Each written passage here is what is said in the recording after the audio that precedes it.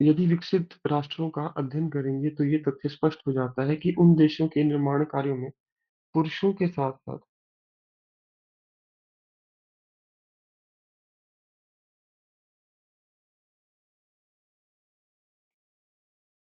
महिलाओं का भी समान योगदान है। ठीक है, देखिए, यदि हम विकसित राष्ट्रों के राष्ट्रों का अध्ययन करेंगे तो ये तथ्य स्पष्ट हो जाता है कि उन देशों के निर्माण कार्यों में पुरुषों के साथ साथ महिलाओं का भी समान योगदान है। समान मतलब इक्वल। ठीक है, उसके बाद आइए जी।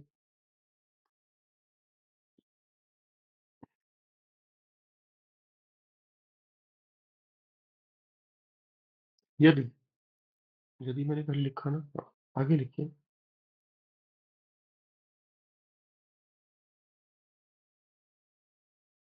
इस तथ्य की गंभीरता को समझने के लिए इस तथ्य की गंभीरता को समझने हेतु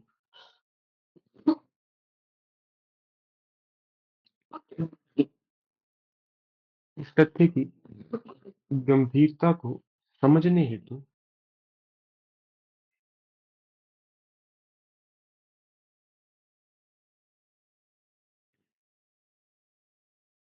हमें भारतीय जनसंख्या का अध्ययन अवश्य करना चाहिए। यहाँ पे अब मैं कुछ डेटा दूंगा उसको। ठीक है, अब तक आप कहोगे सर आपने डेटा नहीं दिया। बिल्कुल जी, ज्यादा भी आप आंकड़े मत लिखिए, परंतु हाँ, नारी सशक्तिकरण है।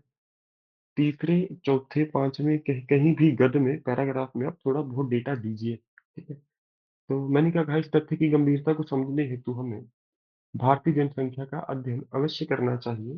पंक्तिबंध। भारत की जनसंख्या, आबादी आप नहीं लिखेंगे, ध्यान रखिएगा। भारत की जनसंख्या लगभग कितनी है जी, बताइए। लगभग मतलब अप्रोक्सीमेट कितनी है हमारी पॉपुलेशन? 150 करोड़। 150 करोड़ लिख सकते हैं, पर 140 अभी रहने दीजिए सर। ठीक है, सर 143 लगभग। करोड़ है। हाँ, 40 40 के आसपास रहने दीजिए, 50 बहुत ज्यादा हो जाएगा। ठीक है, पर शिक्षक को पता है 40 50 दोनों ठीक है।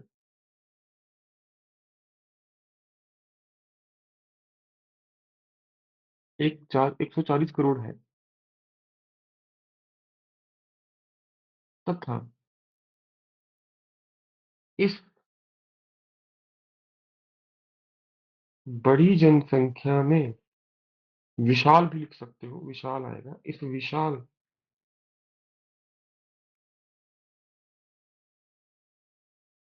जनसंख्या में लगभग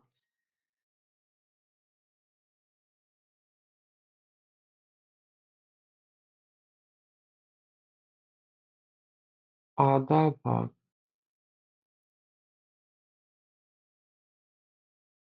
महिलाओं की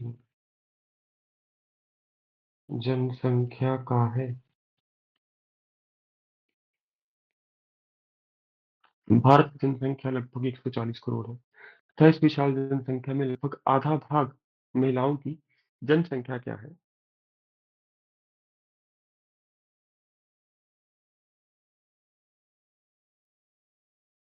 वर्तमान काल में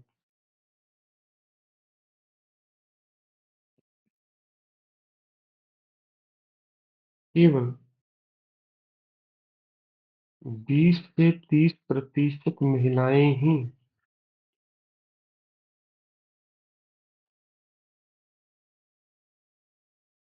वर्तमान काल में केवल 20 से 30% महिलाएं ही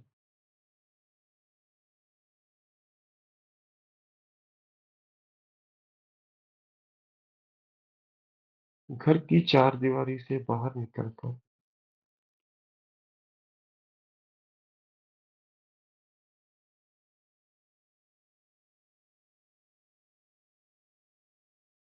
कर कर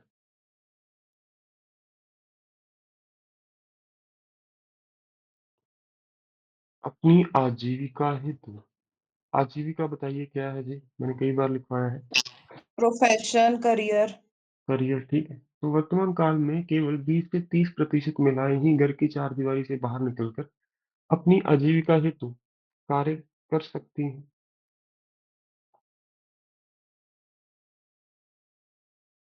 कर रही हैं।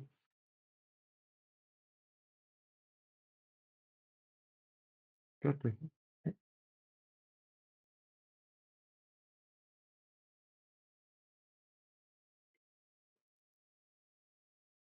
इसका अर्थ है 30% कितना होगा मुझे बताइए, 70 का, 70 करोड़ का।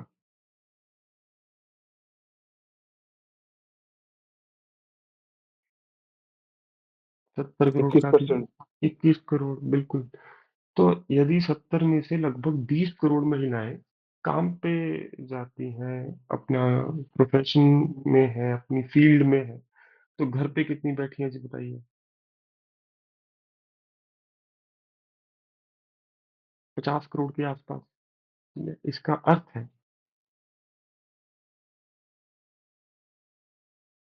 आज भी, बिल्कुल जी,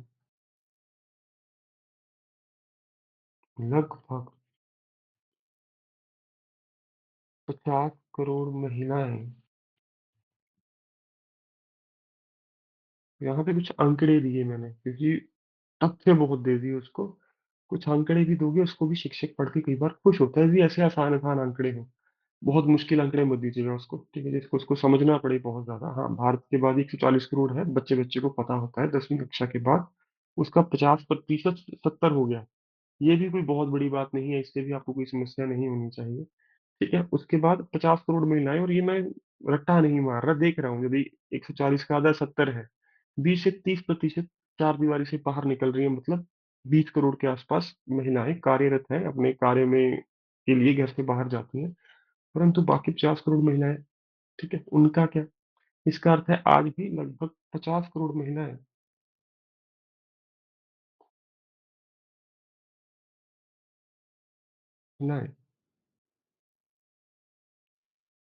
सशक्तिकरण।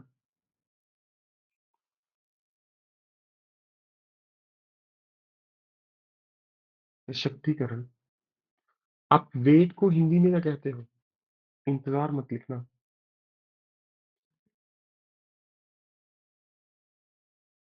बताइए। प्रतीक्षा। प्रतीक्षा। प्रतीक्षा। प्रतीक्षा, बहुत बढ़िया। और कोई शब्द। अपेक्षा। अपेक्षा होता है जी एक्सपेक्टेशन, ठीक है। प्रतीक्षा ज्यादा अच्छा शब्द है यहाँ पे। इसका अर्थ है आज भी लगभग 50 करोड़ महिलाएं सशक्तिकरण हेतु, सशक्तिकरण से लिख लीजिए, वंचित है, ऐसे लिख लीजिए।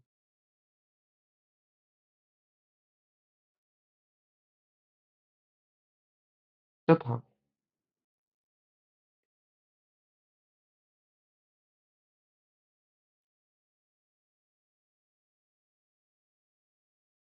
हमारी पीढ़ी, तथा हमारी पीढ़ी हेतु यह लक्ष्य प्राप्त करना अत्यधिक आवश्यक है।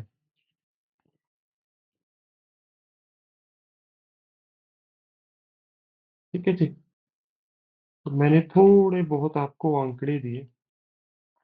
इसका अर्थ है कि आज भी लगभग 50 करोड़ महिलाएं सशक्तिकरण से वंचित है, तथा हमारी पीढ़ी हेतु ये लक्ष्य प्राप्त करना अत्यधिक आवश्यक है। आपने बात अपनी पीढ़ी तक पहुंचा ली। शुरू कहाँ से की थी, विकसित देशों से। ठीक है, लिखिए। यदि इस उद्देश्य को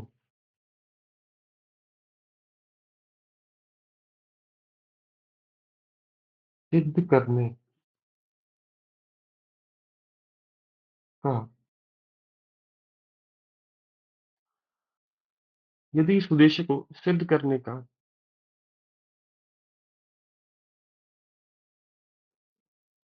सबसे सटीक मार्ग है तो वह शिक्षा ही है। शिक्षा द्वारा ही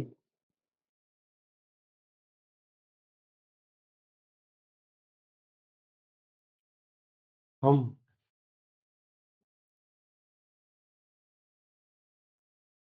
अपने देश की महिलाओं को सशक्त बनाकर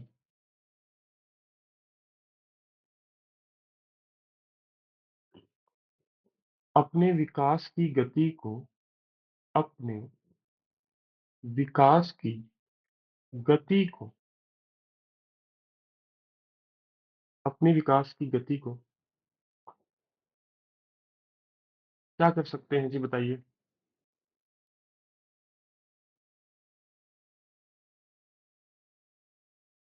हाँ जी, हाँ जी। हाँ, चल रही जी।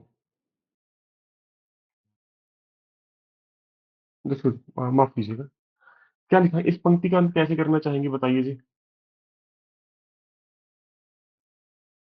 शिक्षा द्वारा ही हम अपने देश की महिलाओं को सशक्त बना सकते हैं तथा अपने विकास की गति को क्या कर सकते हैं, ये बताना चाहेगा। आधी आबादी महिलाओं की है, तो विकास की गति क्या हो बढ़ा जाएगी? सकते हैं। बढ़ा सकते हैं या दोगुना कर सकते हैं। ठीक है, ज्यादा अच्छा शब्द रहेगा।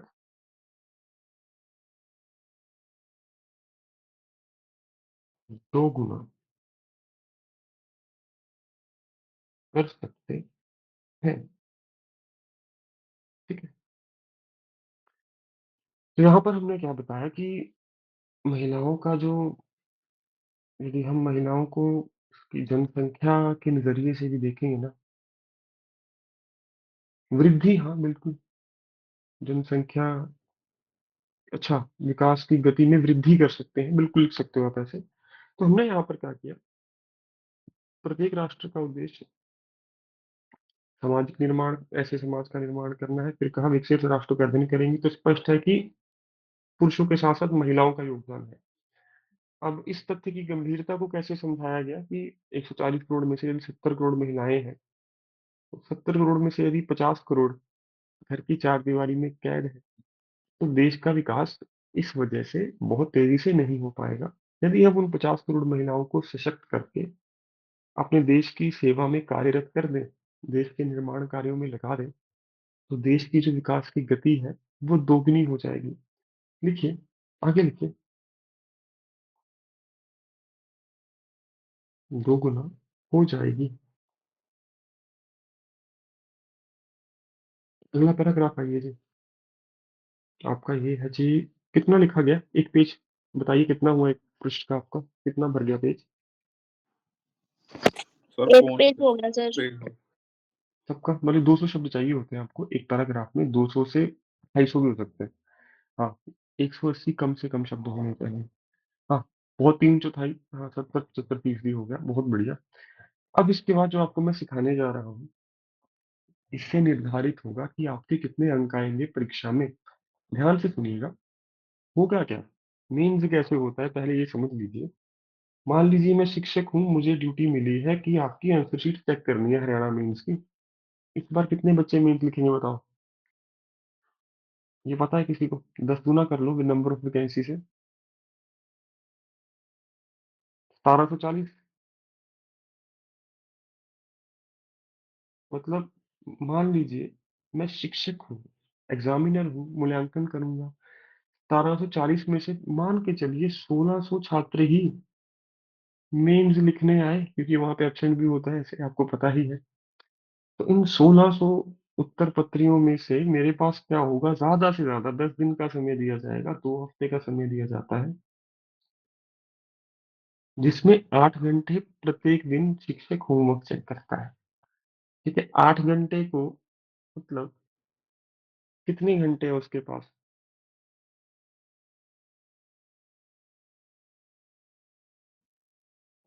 80। 80।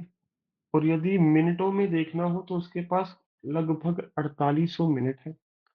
1600 उत्तर पत्रियां हैं, तो एक आंसर शीट को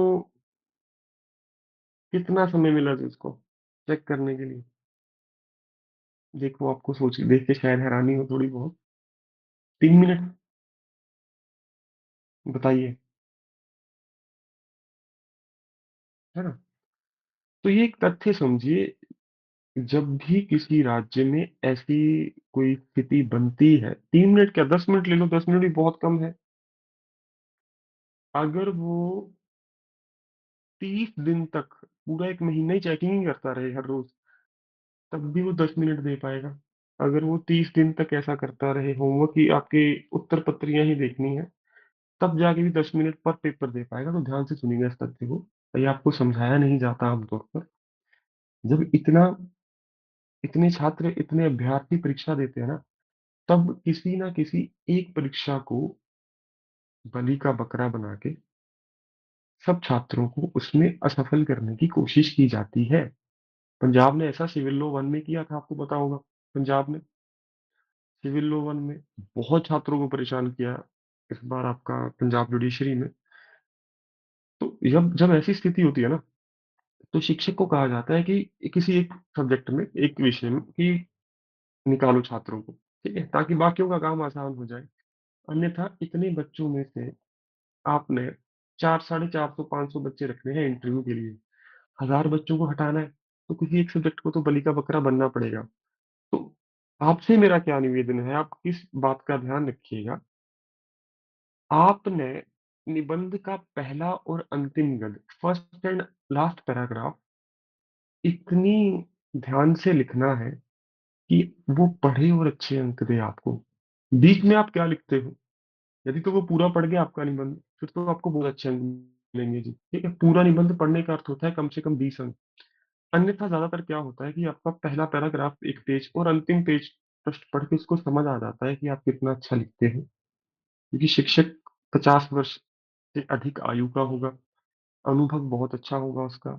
तो ऐसा शिक्षक एक पृष्ठ देख के ही समझ लेता है आगे जाके आप क्या करने वाले हो। इसीलिए मैं आपको पहले पैराग्राफ पे इतना जोर लगवा रहा हूँ कि पहले पैराग्राफ में आपका पूरा का पूरा निबंध होना चाहिए, ठीक है, इंडेक्स के रूप में, ताकि शिक्षक मन बनाए कि हाँ यार, पढ़ते हैं इसको, इसने इतने अच्छी ढांचे में अपने निबंध को लिखा है।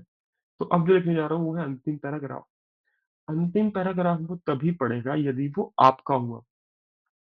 यदि आपने किसी पुस्तक से नकल मार के लिखा है वो, फिर तो भूल जाइए, ठीक है। क्योंकि एक ना, जिन दो छात्रों की आंसर शीट सेम होती है ना, पहले को शायद थोड़े अच्छे अंक मिल जाए, दूसरे को ज्यादा अच्छे अंक नहीं मिलते, दूसरे वाले को नकलची बंदर समझा जाता है, ठीक है। तो करना क्या है, आपने अंतिम पैराग्राफ है, आज लिख लिख के दिखाऊंगा आपको। ज्यादातर निबंध में यही आपका होमवर्क रहेगा, अंतिम पैराग्राफ, ठीक है। यहाँ पे आप किन चीजों का ध्यान रखेंगे, आइए पहले इसका एक स्ट्रक्चर बना लेते हैं। अंतिम गद्य,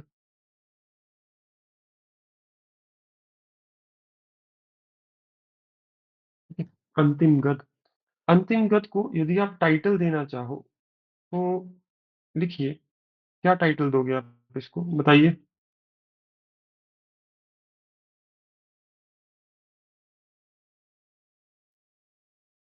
निष्कर्ष।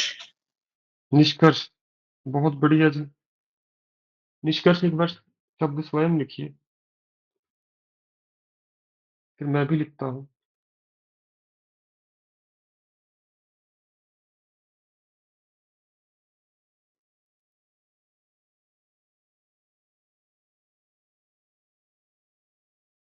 बताइए, निष्कर्ष निकाल दिया जी।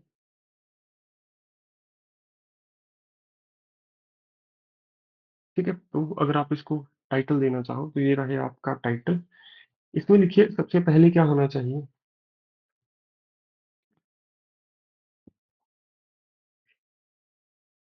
सभी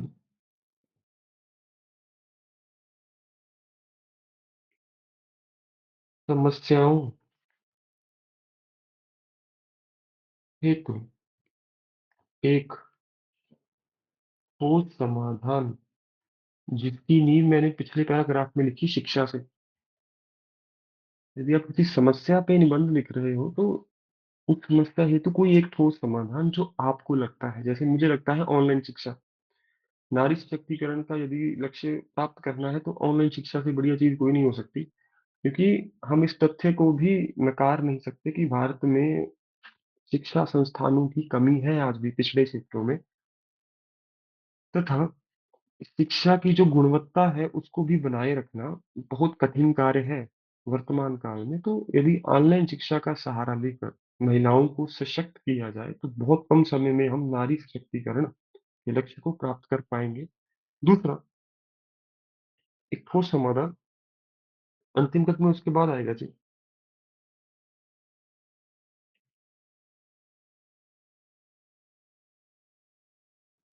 आपकी पीढ़ी का योगदान। आपकी पीढ़ी ने क्या योगदान दिया जी? आप लोगों ने क्या योगदान दिया नारी सशक्तिकरण हेतु? जैसे यहाँ पर आप बता सकते हो कि गत वर्षों में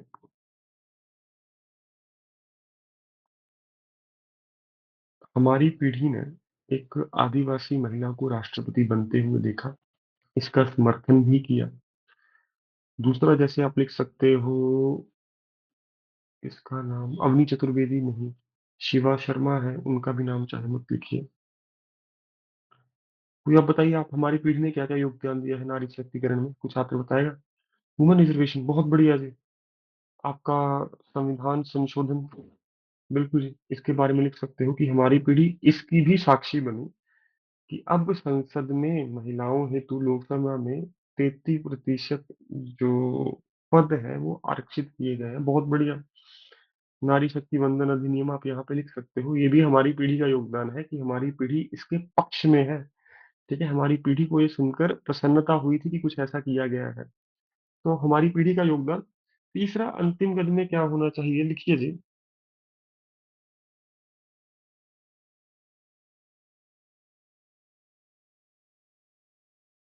आपके स्वयं के विचार। ठीक है, आपके स्वयं के विचार होंगे ना, जैसे मेरे नारी सशक्तिकरण को विचार कुछ और है, आपके कुछ और हो सकते हैं। तो यदि आप इन तीन बातों को वहां पर समेट पाए अंतिम गद में, तो पहला और अंतिम पैराग्राफ पढ़ के भी आपको 20 अंक ले सकता है बड़े आराम से। ठीक है, तो शुरू करते हैं अंतिम गद। देखिए, अंतिम गद शुरू कैसे होता है ये भी देखिए। कोई कुछ कहना चाहता है, पूछना चाहता है, बताइए। कोई प्रश्न किसी का?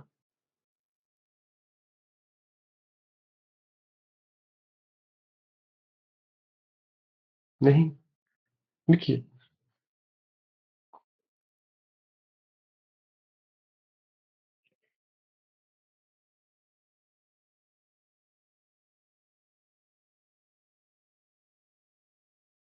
कैसे शुरू किया जा सकता है अंतिम गद को इंटरेस्टिंग बनाने के लिए?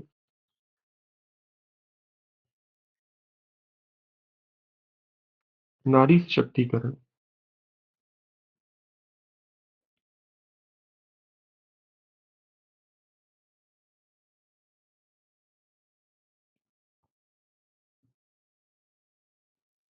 के विषय पर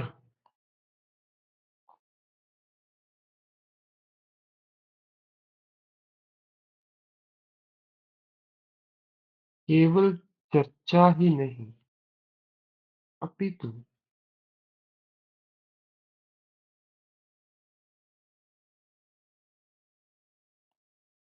इस दिशा में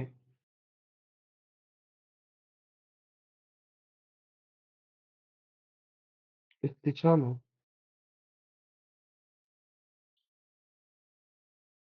निजी स्तर पर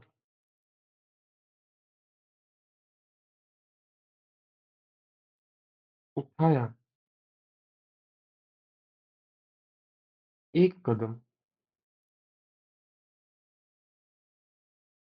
बहुत बड़े स्तर पर समाज में बदलाव ला सकता है। मतलब आप केवल बातों में नहीं, एक्शन, कर्म में भी विश्वास रखते हो। मैंने क्या कहा?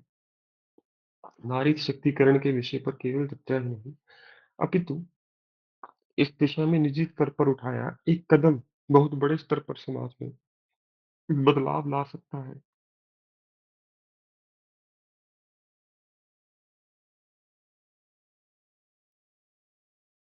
ठीक है? नारी सशक्तिकरण के विषय पर केवल चर्चा ही नहीं, अपितु इस दिशा में उठाया एक कदम बहुत बड़े स्तर पर बदलाव ला सकता है।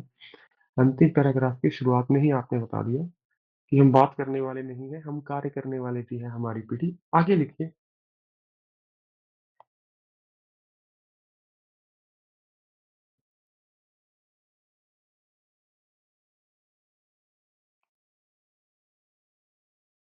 यदि हम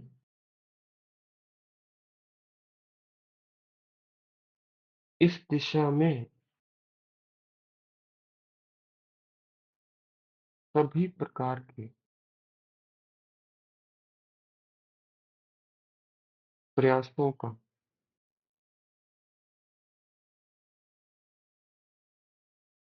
अध्ययन करेंगे, तो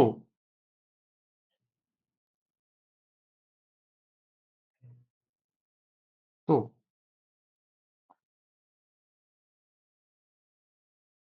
सबसे अधिक प्रभावशाली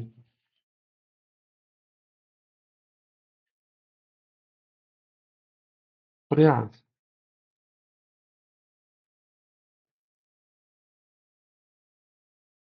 महिलाओं को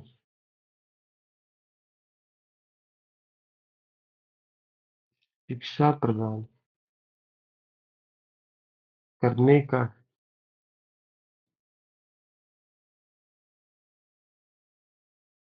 जो मनुष्य शिक्षित होगा, शिक्षित भी लिख सकते हैं, और क्या एक शब्द है शिक्षित, शिक्षित नहीं होता, लिटरेट को हम क्या कहते हैं हिंदी में? एक शब्द दिमाग में नहीं है, खाली स्थान भी छोड़ सकते हैं। शिक्षा प्रदान करने का है। जो मनुष्य, हाँ, शिक्षा द्वारा सशक्त होता है, उसका शोषण करना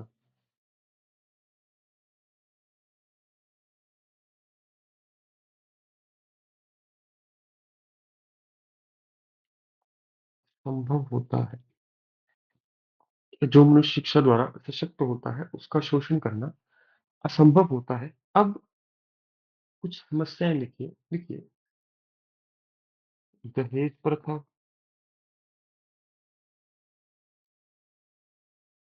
ये लिखवाए थे मैंने कल, आपको शब्द याद करवाइए। बालिका वध,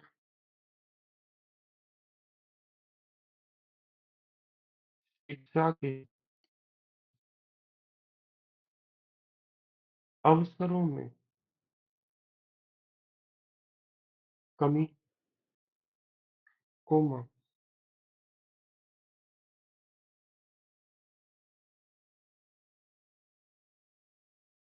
समाज में स्वतंत्रता जैसी सभी समस्याओं को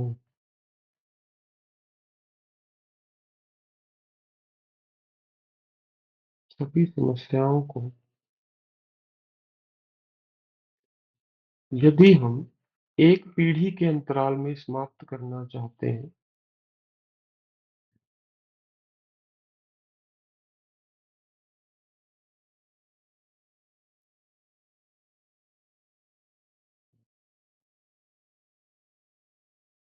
तो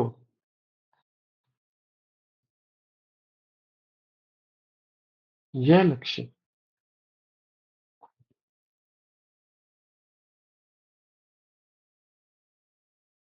वर्तमान काल में ऑनलाइन शिक्षा द्वारा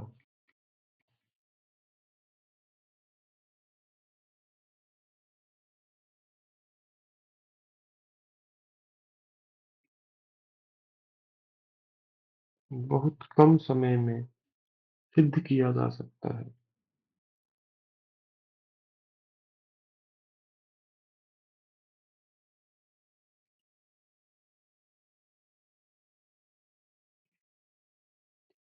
क्या लिखा मैंने? यदि हम सारी समस्याएं, दहेज प्रथा, बालिकावध, शिक्षा के अवसरों में कमी, समाज में स्वतंत्रता जैसी सभी समस्याओं को एक पीढ़ी के अंतराल में समाप्त करना चाहते हैं, तो ये लक्ष्य वर्तमान काल में ऑनलाइन शिक्षा द्वारा बहुत कम समय में सिद्ध किया जा सकता है। आगे लिखिए।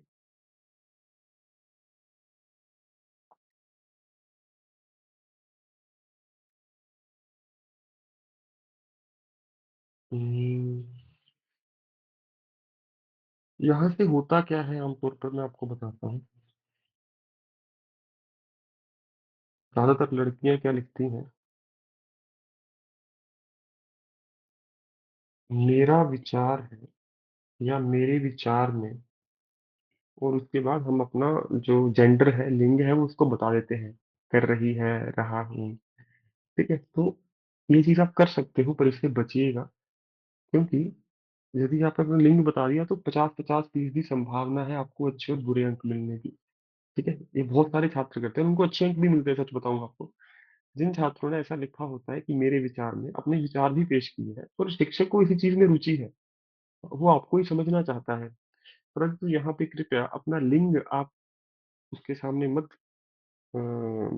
बताइएगा।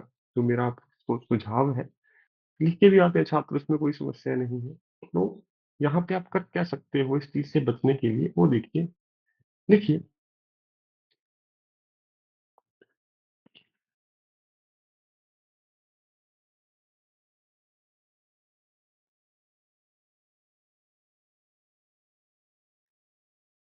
इस संपूर्ण चर्चा में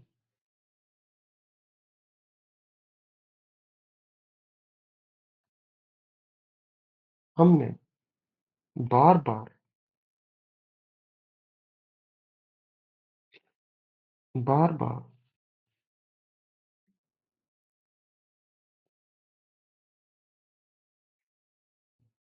एक ही बात पर,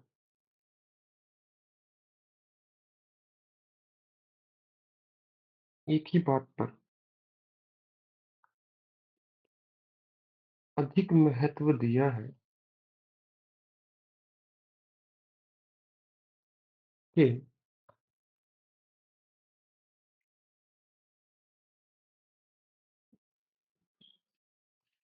नारी सशक्तिकरण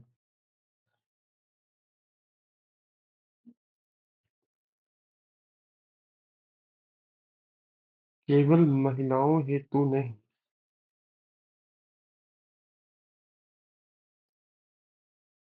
अपितु हमारे राष्ट्र के निर्माण हेतु भी अत्यधिक आवश्यक है।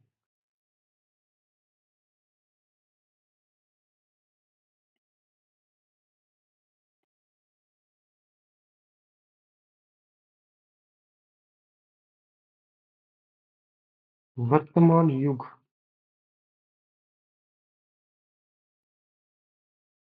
तकनीक का युग है। यदि हम जल्द ही यदि हम जल्द ही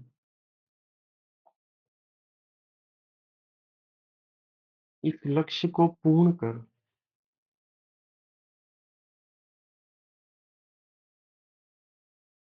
विश्व के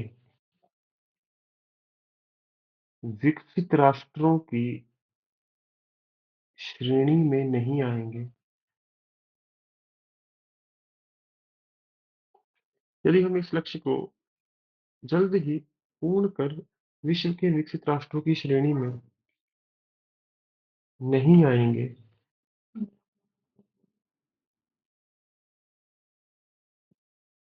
नहीं आएंगे, तो भविष्य में तो भविष्य में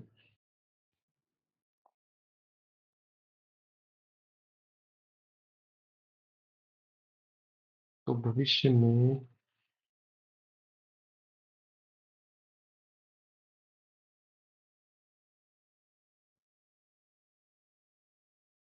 आने वाली पीढ़ी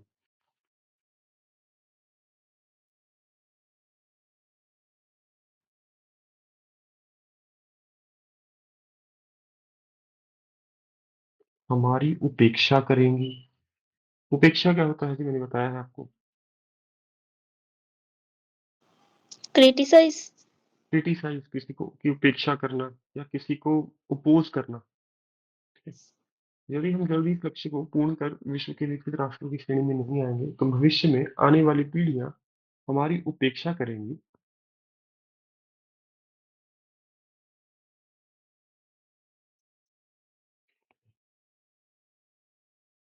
हर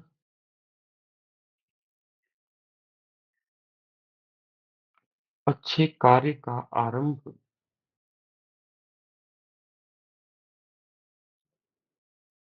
एक प्रयास से ही होता है।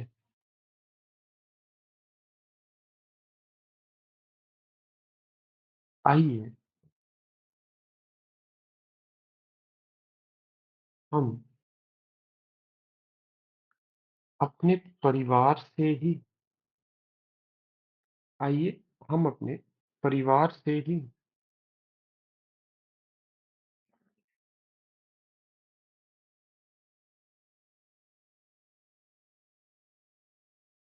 इस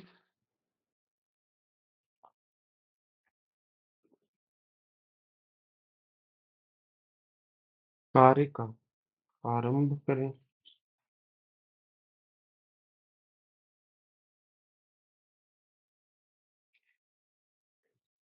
आइए हम अपने परिवार से ही इस कार्य का आरंभ करें। यदि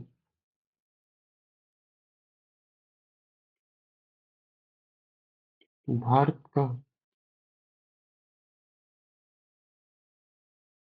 प्रत्येक नागरिक इस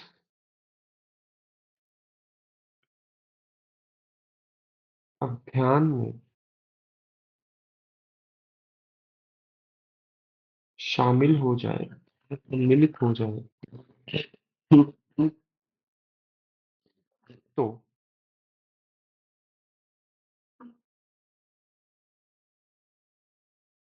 स्वतंत्रता सेनानियों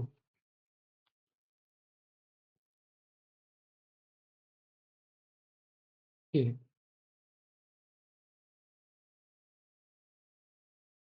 उस सपने को हम पूर्ण होता देख पाएंगे।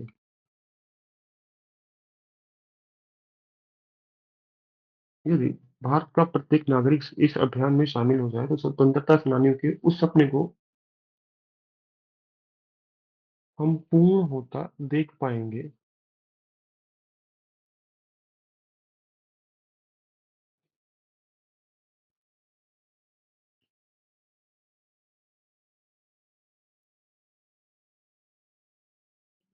जो सपना, कितने साल हो गए हमें आजाद हुए ये बताइए।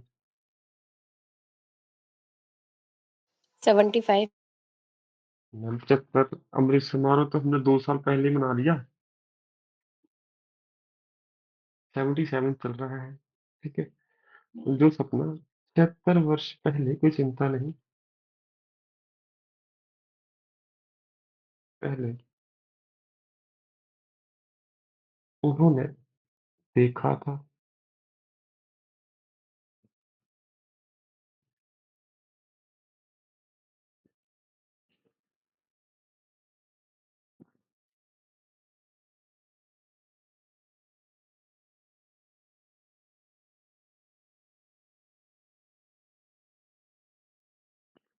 एक ऐसा भारत जो समृद्ध, कोमल, सशक्त, कोमल,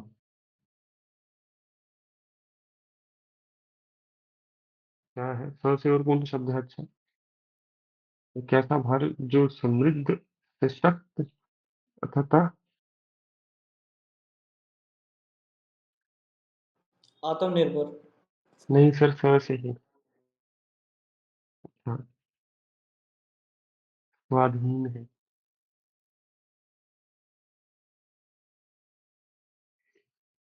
ऐसे भारत में, ऐसे भारत में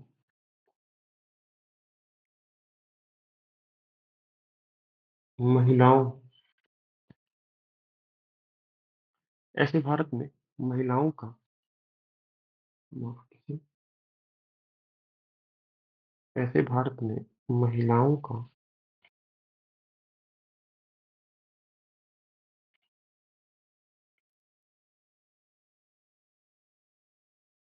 स्थान, ऐसे भारत में महिलाओं का स्थान बहुत सम्मानजनक होगा। ये है जी आपका निबंध। अब मैं आपको एक चीज बताता हूँ जो आप ध्यान से सुनिएगा और इस पे फ्यूचर में, भविष्य में काम कीजिएगा।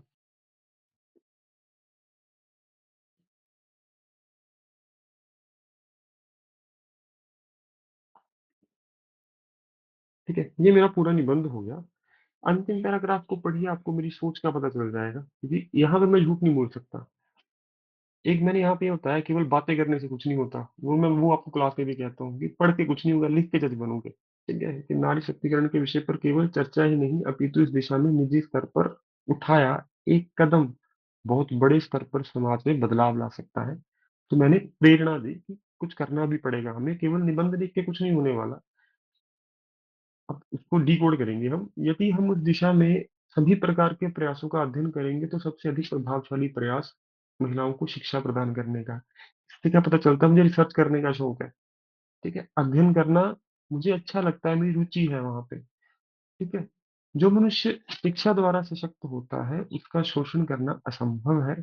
इसका अर्थ है, मैं भीमराव अंबेडकर जी की तरह ही बात कर रहा हूँ यहाँ पे। उन्होंने भी कहा था शिक्षा एक ऐसी शेरनी का दूध है, जो पिएगा वो दहाड़ेगा।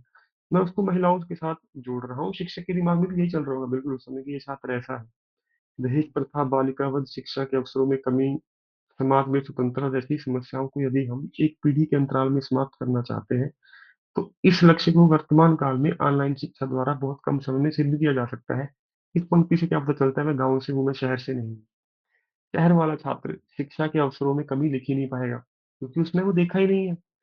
अगर लिखेगा तो किसी किताब से पढ़ के लिखेगा, वहां पर जाके वो पकड़ा जाएगा। वो सेंटेंस फॉर्मेशन ही ऐसी होगी। ठीक है, तो मैंने ऐसी छोटी छोटी समस्याओं का भी उल्लेख किया। शिक्षा के अवसरों में कमी है, समाज में स्वतंत्रता, जबकि शहरों में समाज में स्वतंत्रता है। तो यहाँ से क्या पता चला कि मैं थोड़े ग्रामीण क्षेत्र से हूँ, शहर से नहीं हूँ।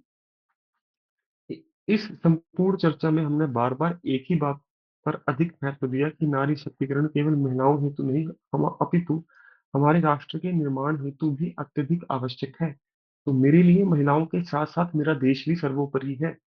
ठीक है, यदि मैं महिलाओं का भला करना चाहता हूँ, उसके पीछे को और उद्देश्य है अपने देश को आगे लेके जाना। ठीक है, मतलब मैं देश के लिए ज्यादा सोचता हूँ। हाँ, महिलाएं देश का एक हिस्सा है, तो यदि महिलाएं शक्तिशाली होंगी तो देश स्वयं हो जाएगा। पैसे भी लिख सकते हो यहाँ पे।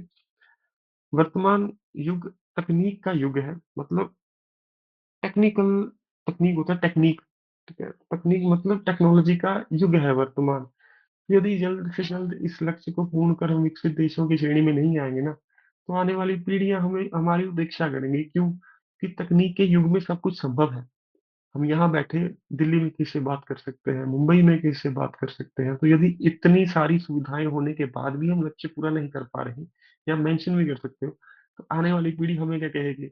मूर्ख थे हमारे बाप दादा, जिनको पता था कि क्या करने से हमारा देश बहुत आगे निकल जाएगा, और हम उसी कार्य को संपूर्ण नहीं कर पाए। चिंता मत कीजिए, नारी शक्तिकरण पे अच्छे काम भी हो रहे हैं। ठीक है, पर अच्छे कार्य का आरंभ एक प्रयास से ही होता है। मैं फिर वहीं पे आ गया वापस, जहां से मैंने इस पैराग्राफ की शुरुआत की थी। आपको एक्शन तो लेना ही पड़ेगा। ठीक है, और एक्शन आप कैसे लीजिए? अपने परिवार से लीजिए। अपने परिवार से ही इस कार्य का आरंभ कीजिए। इस पंक्ति को थोड़ा और लिखा जा सकता था कि यदि हम अपने घर पे ही अपनी बहन बेटियों को समान अधिकार देना शुरू करेंगे तो ये इसका प्रभाव समाज में भी देखने को मिलेगा। यदि सभी सामाजिक लोग अपनी बहन बेटियों को समान अधिकार देना शुरू कर दें, शिक्षा के, आजीविका के, तो समाज में एक सकारात्मक बदलाव आएगा, ये भी यहाँ पे जोड़ के लिखा जा सकता था, परंतु मैंने यहाँ पे लिखा परिवार। मतलब मुझे ऐसा लगता है कि परिवारों में कमी है इस बात की, परिवार में ही समान अधिकार नहीं मिल रहे महिलाओं को। तो वही है, नकारात्मक पहलू के स्थान पर मैंने सकारात्मक पहलू लिखा है आमतौर पर।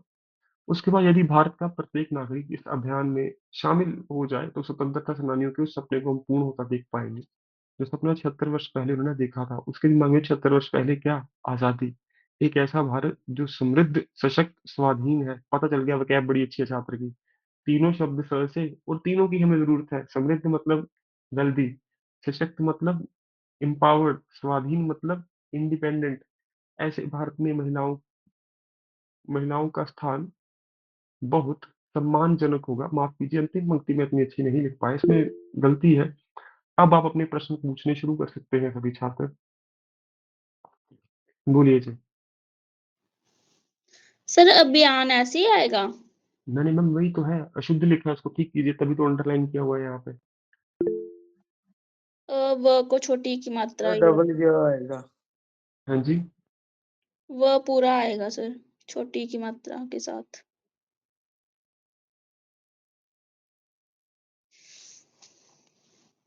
ठीक है जी। और प्रश्न पूछिए जी। बाकी छात्र भी इस शब्द पे चर्चा कर सकते हैं, कोई समस्या नहीं है, प्रश्न भी पूछे जल्दी जल्दी। तो ये था सर एक पूरा बार निबंध।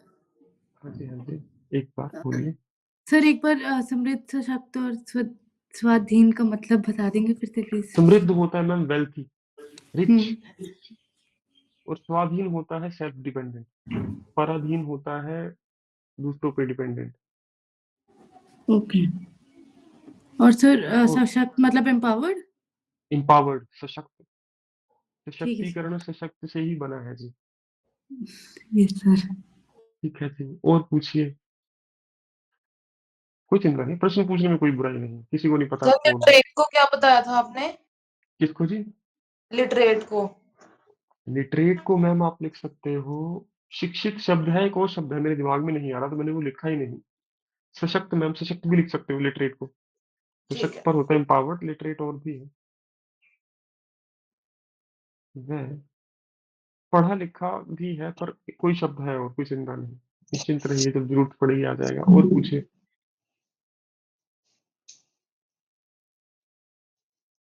सर और बिल्कुल प्रश्न स्टार्टिंग जी। में क्या करवाया था? क्लास मिस हो गई थी।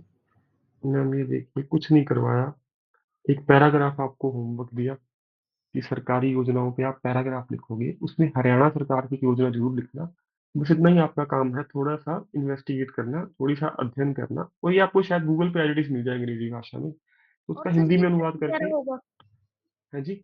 सरकारी योजनाएं का जो पैरा है वो फिफ्थ पैरा होगा फिर, उस वर्ड से पहले। फोर्थ। फोर्थ लिखिए।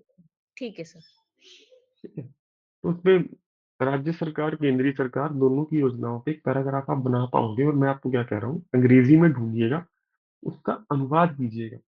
उससे होगा कि आपका अनुवाद का अभ्यास भी हो जाएगा, और ये काम भी साथ साथ दो कार्य सिद्ध हो जाएंगे। उसके बाद मैंने बताया कि विकसित राष्ट्रों में और भारत में अभी क्या अंतर है। यदि हम उनके समाज में देखें तो महिलाओं का समान योगदान है, परंतु भारत की 140 करोड़ की आबादी में 50% महिलाएं हैं। उसमें से भी 20-30% ही आजीविका का पालन कर पाती है, अपना कोई प्रोफेशन कर पाती है। बाकी महिलाएं चार दीवारी में कैद हैं घर की।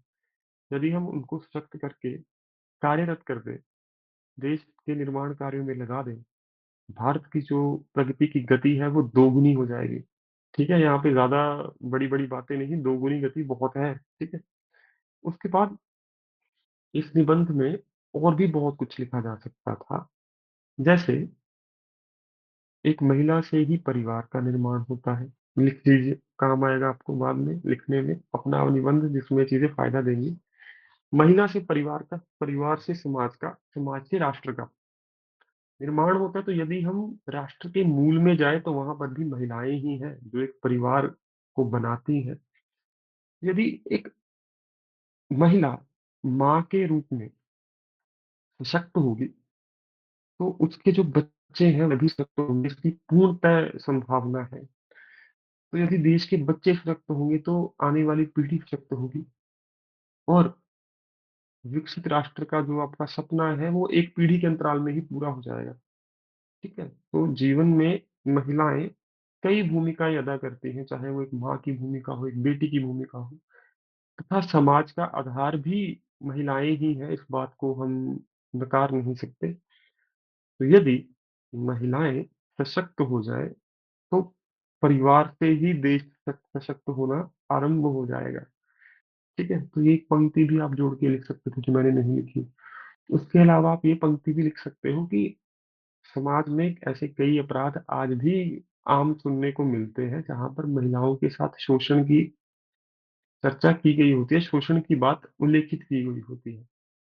हमें ये समझना पड़ेगा, यदि नारी का शोषण कहीं पर भी हो रहा है तो ये हमारा प्रथम कर्तव्य है उस कार्य उस क्या है sir, can we relate, we need to work in, हाँ बिल्कुल बिल्कुल लिखोगे, मैंने इसको बताया भी कि आप एक तो हम वहां पे क्या कर सकते हैं कि जैसे यदि कहीं पे नारी का शोषण हो रहा है तो हमारा प्रथम कर्तव्य है उसकी सूचना या तो आसपास के पुलिस स्टेशन में देना। ठीक है, अन्यथा कोई ऐसा प्रयास करना जिससे शोषण जो चल रहा है वो तत्काल रूप से बंद हो जाए, उसी समय बंद हो जाए। तीसरा उन्होंने बिल्कुल बताया कि लॉ इन्फोर्समेंट में भी आप लिख सकते हो कि हाँ सरकारी योजनाओं में आएगा ये अंत में कि केवल सरकार की योजनाएं ही पर्याप्त नहीं है। यदि सारा समाज, सारी जनता मिलकर इन योजनाओं को सफल करने के लिए प्रयास नहीं करेंगे तो सरकारी योजनाएं कोई बहुत ज्यादा लाभकारी नहीं होती थी। कोई कोई योजना लाभ दे पाती है बड़े स्तर पर आम नागरिकों को, अन्यथा सरकारी योजनाओं में यदि आधा आधा भाग है तो आधा सरकार अपना तो पूरा कर देती है भूमिका, परंतु समाज अपनी भूमिका पूरी पूरी नहीं कर पाता। तो लॉ इन्फोर्समेंट सरकार करे, अच्छी बात है, परंतु हम नागरिकों का भी ये कर्तव्य है कि हम भी उसमें योगदान दें, कानून का पालन हो। यदि हम इस ये चीज सुनिश्चित करेंगे तो ठीक है, सरकार को ज्यादा इसमें मेहनत नहीं करनी पड़ेगी, हम मिलजुल कर भी इस लक्ष्य को पूर्ण कर लेंगे, ऐसा भी आप लिख सकते हैं। उसके अतिरिक्त और क्या लिखा जा सकता है, आप एक कहानी बता सकते हैं। ठीक है, कहानी किसी महिला की 7-8 पंक्तियों में, किसी भी पैराग्राफ की आखिरी 7-8 पंक्तियां बीच में। जैसे यदि आप मुझसे पूछे कि नारी सशक्तिकरण में अक्सर आप किसकी कहानी बताओगे, झांसी की रानी, कोई शक नहीं है मुझे उस पर। ठीक है कि आपको लिखना पड़ेगा, इसको हम एक छोटी सी कहानी के माध्यम से भी समझ सकते हैं नारी सशक्तिकरण के महत्व को, कि 1857 में जब अंग्रेजों ने आधिकारिक रूप पर हमारे देश पर कब्जा कर लिया, हमारे देश को गुलाम बनाया आधिकारिक रूप पर मतलब ऑफिशियली, तब हमारे जितने भी बुद्धिजीवी थे वह जानते थे कि यदि महिलाएं भी पुरुषों के साथ मिलकर स्वतंत्रता संग्राम में शामिल सम्मिलित नहीं होंगी तो देश को कभी भी आप मुक्त नहीं करवा पाएंगे अंग्रेजों की गुलामी से। उस समय जब झांसी की रानी युद्ध के मैदान में उतरती है तब ये सबको सुनिश्चित हो गया था बुद्धिजीवियों को कि अब देश एक सदी तक गुलाम नहीं रह सकता, क्योंकि जिस देश में महिलाएं जागृत हो जाए वहां पर समाज जागृत हो जाता है, और जहाँ पे समाज जागृत है वहां पे समस्या ज्यादा समय तक टिक नहीं पाएगी। तो आप ऐसी एक छोटी सी कहानी भी कई निबंधों में लिखोगे, आगे चलकर मैं आपको ये बताऊंगा चीज, ठीक है, कि लिखना कैसे है, बहुत बड़ी कहानी नहीं होनी चाहिए, महिला सशक्तिकरण पर ही होनी चाहिए। और उस कहानी के अंत में आप लिखोगे भी कि यदि ऐसा कुछ दोबारा हो जाए आज के समय में कि कोई एक ऐसी महिला, कोई एक ऐसी, आप लिख सकते हो कोई ऐसी महिला जो समाज में आगे आकर ऐसी सटीक उदाहरण पेश करे जो दूसरों के लिए एक शिक्षा बन जाए, दूसरों हेतु एक लेसन बन जाए, आम भाषा में कहूँ तो बहुत कम फिर वही समय में एक ऐसा राष्ट्र बन जाएगा जिसका सपना हम स्वतंत्रता से पहले ही देख चुके हैं, या महात्मा गांधी के सपने का भारत पहले। कोट अभी मैंने इसमें कोई मेंशन नहीं किया, धीरे धीरे कोट भी जुड़ते जाएंगे, परंतु हाँ आज हमने एक चीज सीखी कि आपके निबंध का जो ढांचा है, स्ट्रक्चर है, वो कैसा होगा। ठीक है, अब आप सबको ये पता चल जाना चाहिए कि पहले पैराग्राफ में क्या लिखना है, दूसरे में, तीसरे में, चौथे में, पांचवें में, छठे में। ठीक है, यदि आपने ये सीख लिया तो हम एक पड़ाव को पार कर चुके हैं निबंध लेखन के, ऐसे राइटिंग के। अगली कक्षा से मेरा यही प्रयास रहेगा कि वन गो में पूरा ऐसे लिखा जाए 1.5 घंटे के अंदर अंदर। ठीक है, तो बस इतना ही मेरी तरफ से आज, बाकी आपके सवाल, बाकी छात्रों के लिए आपका दिन शुभ रहे। मेरा संदेश आज का पूर्ण हो गया है। जिन जिन छात्रों के प्रश्न है अब वो प्रश्न आराम से लीजिए जल्दी जल्दी।